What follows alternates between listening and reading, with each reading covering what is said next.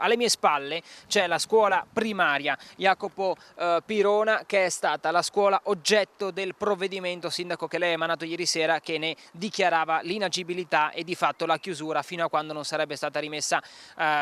in ordine, diciamo così, fin quando non si potrà riutilizzare, proprio per questioni di sicurezza e potenziale pericolo. Allora le chiedo insomma di raccontarci un po' quelle che sono state le ultime ore e quello che ovviamente è stato l'evento che l'ha spinta a prendere questa decisione.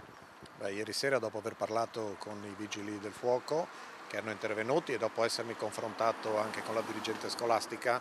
abbiamo deciso di chiudere, di fare l'ordinanza di chiusura della scuola fino a tempo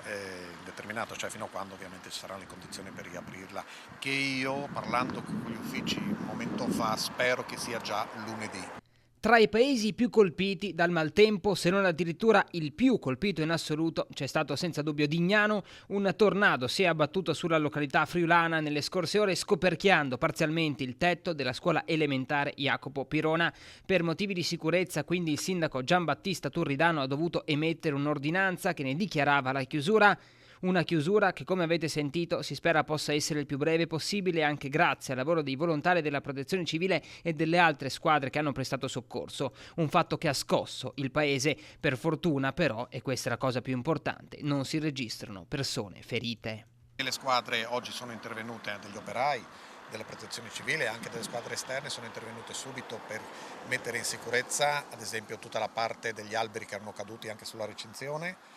e è stata attivata la procedura per fare la bonifica del parcheggio e anche nel parco, e le parti pericolanti della struttura della scuola sono state rimosse. Non solo la scuola, però, perché a circa 100 metri dall'edificio si trova l'area festeggiamenti, anch'essa gravemente rovinata dal maltempo. Male, l'area festeggiamenti è messa molto male e tra l'altro erano già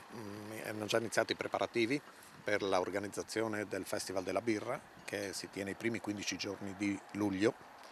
e però devo dire da subito che i nostri volontari, il presidente in primis della Proloco e i suoi ragazzi, hanno cominciato subito a lavorare per sistemare almeno le parti intanto più critiche. Ho sentito tra l'altro stamattina, l'ho già dichiarato anche ai vostri colleghi, l'assessore Riccardi, il quale subito si è attivato, infatti mi ha già mandato i tecnici e lo ringrazio.